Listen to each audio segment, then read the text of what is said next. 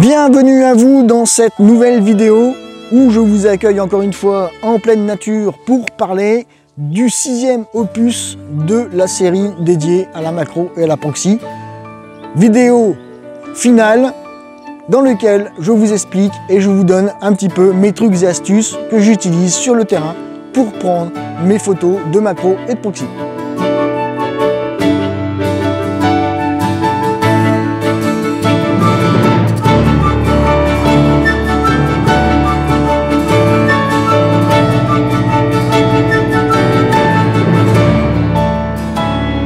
Alors, comme énoncé en introduction, au sein de cette vidéo, je vais vous donner un petit peu mes trucs et astuces pour la photo de proxy, ce que j'utilise, les réglages que j'utilise et la mise en œuvre sur le terrain de mon matériel pour faire des photos de macro ou de proxy. Avant, encore une fois, comme d'habitude, je remercie tous les nouveaux abonnés et je leur souhaite bienvenue sur la chaîne. Je vous invite toujours à souscrire à des offres de souscription afin de m'aider à développer la chaîne. Pour ceux qui le souhaitent, je vous invite à des offres de souscription haut de gamme qui vous permettront d'évoluer en photographie avec d'autres par visioconférence ou alors à titre individuel.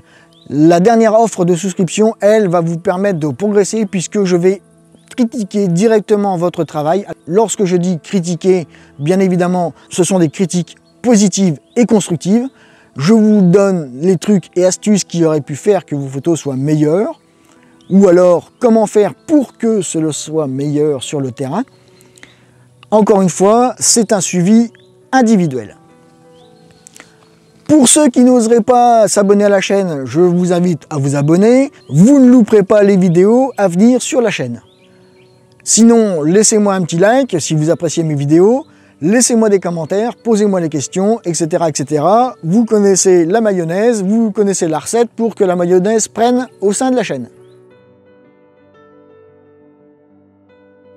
Voici mes trucs et astuces pour réaliser des photos de macro. Déjà pour commencer, lorsque je décide de faire une sortie, je la prévois au moins la veille et dans ce cadre-là, vous allez me dire c'est tout bête, mais oui, je vais voir la météo qu'il est annoncé pour le lendemain matin ou pour le soir même, si je prends la décision de sortir le matin pour le soir. Je regarde la météo et je regarde, surtout si je sors le matin, ce satané point de rosée qui vous permettra d'avoir des bulles d'eau sur vos insectes. Je vais revenir enfoncer des portes ouvertes et là je salue mon ami Nicolas qui, je l'entends d'ici, doit être écroulé de rire sur son canapé. Oui, laissez chez vous tous les ustensiles qui ne vous servent à rien pour faire des photos. N'encombrez pas votre sac avec du matériel mort comme des brumisateurs, comme des sécateurs, comme des réflecteurs, enfin j'en passe. Après, chacun, encore une fois, a la pratique photographique qu'il souhaite avoir. Mais personnellement, ma pratique m'impose un respect de l'environnement et un respect des sujets que je vais photographier. Donc dans ce cadre-là, je ne me vois pas pulvériser de l'eau ou pulvériser un petit coup de froid sur les insectes pour les tétaniser et prendre la photo comme je l'entends, comme je le souhaite, avec tout le temps qu'il me faut.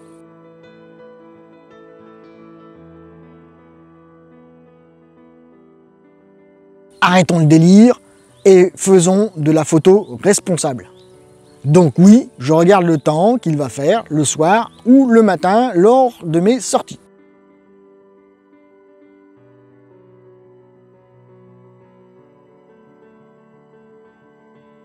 Et donc, puisque je choisis mes heures de sortie, je vais choisir notamment l'impact de ces heures sur le bokeh final de mes photos. Puisque comme nous l'avons démontré dans les vidéos précédentes, l'heure à laquelle vous allez décider de sortir pour prendre vos photos va impacter sur le résultat final du bokeh de vos photos. Donc, choisissez l'heure. Si, encore une fois, vous voulez un bokeh un petit peu bleuté, verdâtre, qui tire un petit peu sur le bleu et des tons un petit peu comme ça, vous sortez le matin, et le matin de très bonne heure. Je dirais que dans la plage, de 2 heures entre le lever du jour et le lever du soleil. Donc dans la plage, dès l'instant où le soleil est levé, vous prenez 1 heure avant, 1 heure après, et vous pourrez faire des photos avec ce style de bokeh et ces teintes dédiées à ces heures. Si vous voulez un bokeh avec des tons beaucoup plus chauds, sortez le soir. Cela est plus propice.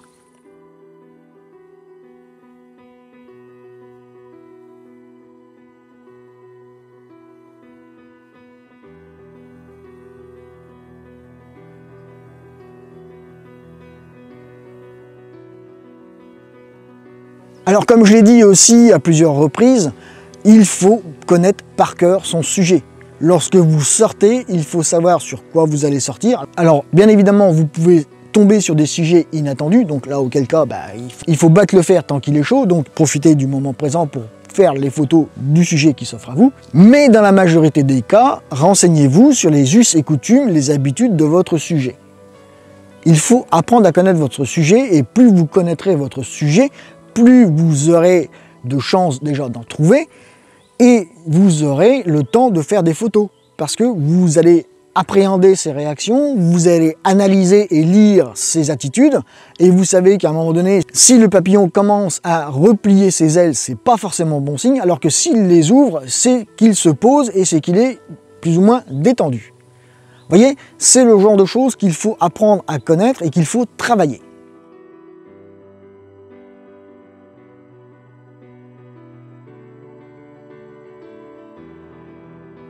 Alors, puisque nous parlons d'attitude de détente d'un papillon, par exemple, il faut que vous, à votre niveau, vous soyez détendu et vous soyez posé.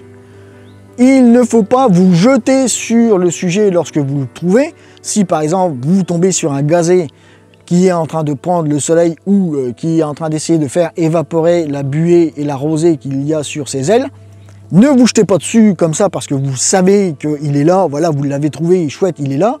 Non, vous avez le temps. Vous savez qu'il est tétanisé par le froid ambiant. Vous savez que de toute manière, il est gorgé d'eau puisqu'il est plein de rosée. Donc, il ne va pas pouvoir s'envoler puisque les ailes vont être trop humides. Vous avez le temps. Posez-vous. Restez serein. Analysez la scène. Regardez la scène qui l'entoure. Regardez son environnement. Donc, réfléchissez. Bokeh, ouverture, profondeur de champ, vitesse de prise de vue s'il y a une légère petite brise ou quoi. Analysez la scène, prenez votre temps, posez-vous. À titre d'exemple, lorsque j'ai débuté la photographie, il n'était pas rare que je fasse des sorties, alors que ce soit naturaliste, paysagère, etc., où je revenais à la maison avec 75, 150, 200 photos. Posez-vous. Là, au jour d'aujourd'hui, si je rentre avec 30 photos en 3 heures de sortie, c'est le bout du monde. Et croyez-moi que je gagne un temps phénoménal. Encore une fois, le travail doit être fait à 75% avant la prise de vue. Gagnez du temps pour faire autre chose chez vous que du post-traitement. Je vous rappelle que si vous recadrez une photo, vous allez perdre en qualité et en finesse au niveau du rendu des détails de votre photo. Donc, affinez le cadrage, affinez la composition sur le terrain.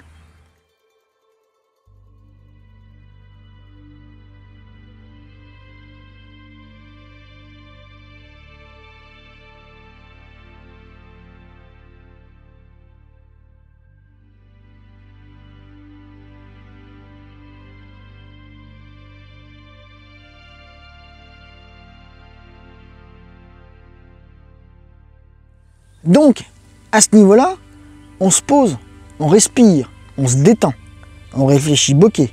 Encore une fois, on réfléchit cadrage, on réfléchit composition, on réfléchit colorimétrie du bokeh. Quelle tendance colorimétrique voulez-vous dans votre bokeh? Analysez l'arrière-plan. Regardez toutes les différences de bokeh qui s'offrent à vous en fonction de votre sujet. Ne soyez pas stressé. De toute manière, si vous êtes stressé, si vous êtes tendu, votre sujet va le ressentir et il va mettre les voiles et là vous allez lui courir après et comment vous dire qu'à un moment donné vous allez lui foutre les boules et il va se casser et vous ne le reverrez plus. Donc détendez-vous, posez-vous, soyez serein sur le terrain.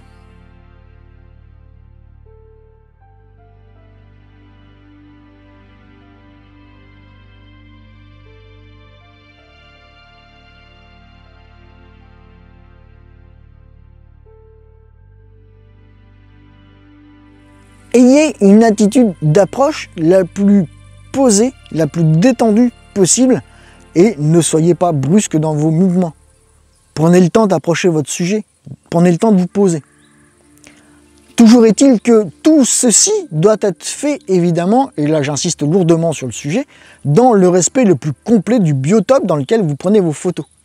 Je vous rappelle que, alors cela n'engage que moi encore une fois, mais lorsque je prends mes photos de macro, je respecte un tant soit peu et un maximum possible le biotope qui m'entoure.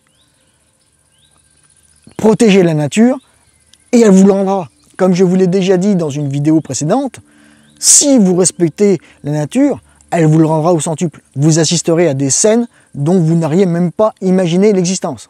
Bon, voilà pour la leçon de morale, on va en rester là, c'est pas la peine de tergiverser pendant 25 ans, c'est pas le but de cette vidéo.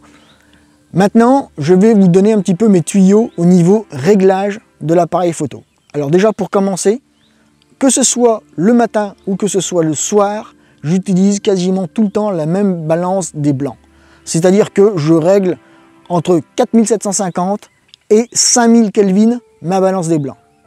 Donc comme vous pouvez le comprendre, je suis en balance des blancs imposée. Je ne suis pas en balance des blancs automatique. J'impose la colorimétrie que je souhaite à mon capteur.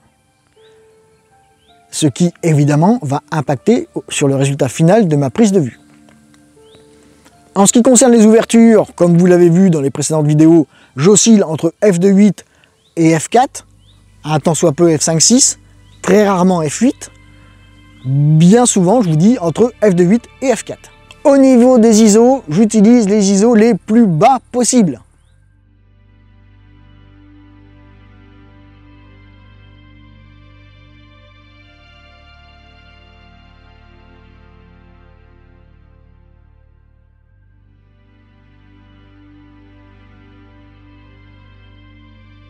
En règle générale, je suis autour de 100 ISO. Je monte à 200 ISO potentiellement lorsque j'ai besoin d'un petit peu de lumière, possiblement à 400 ISO, et dans de très rares cas à 800 ISO. Mais je ne dépasse jamais au grand jamais les 800 ISO en macro ou en proxy. Parce que, encore une fois, au-delà, vous perdez de la texture, vous perdez du détail et vous perdez de la qualité. Et tout ce qui est perdu avec de trop gros ISO ne pourra être rattrapé en post-production. C'est perdu définitivement.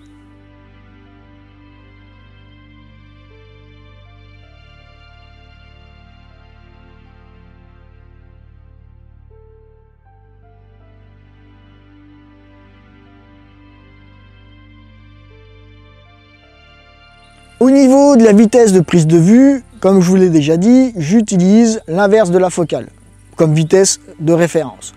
Je descends très rarement en dessous de l'inverse de la focale, sauf si j'ai besoin de lumière. Et là, je ne descends quasiment jamais en deçà de un stop et demi.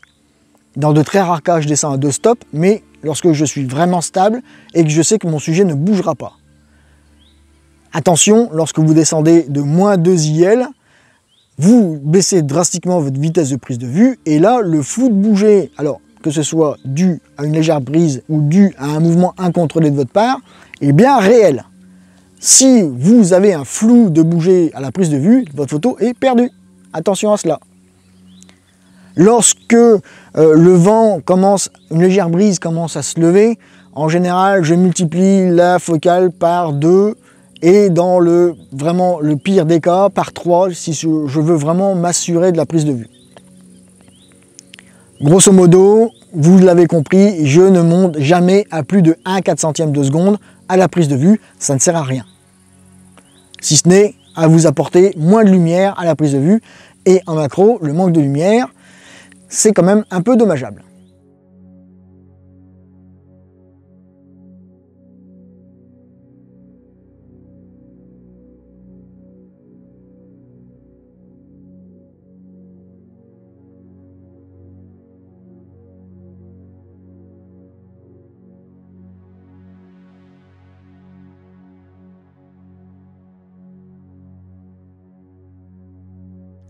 En ce qui concerne les réglages techniques de mon appareil photo, j'utilise 100% du temps la mesure spot liée au collimateur autofocus. Alors ça c'est le gros avantage des appareils hybrides, sinon pour les appareils réflexes, vous mettez la mesure spot, collimateur central obligé puisque c'est absolument comme ça que ça fonctionne pour un réflexe, et après vous recadrez, vous déplacez votre cadre photographique en fonction de ce que vous voulez comme composition et comme cadrage final, et vous maintenez le déclencheur à mi-course, sinon c'est perdu.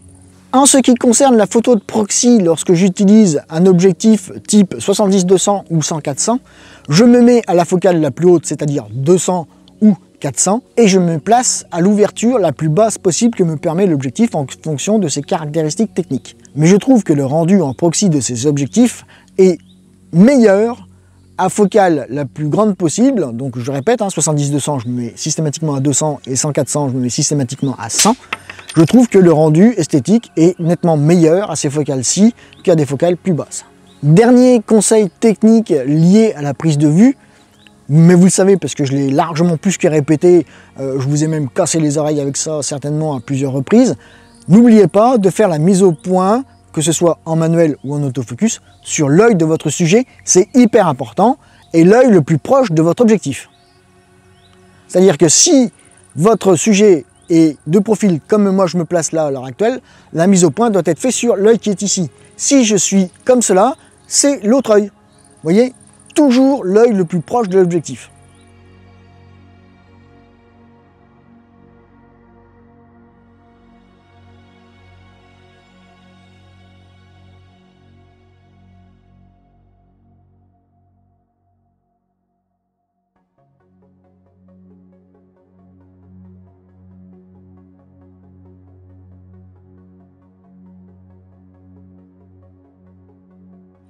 Bien évidemment, nous ne reviendrons pas sur la règle de cadrage et de composition. Inutile de vous dire qu'elles sont hyper importantes à respecter, encore plus en macro et en proxy.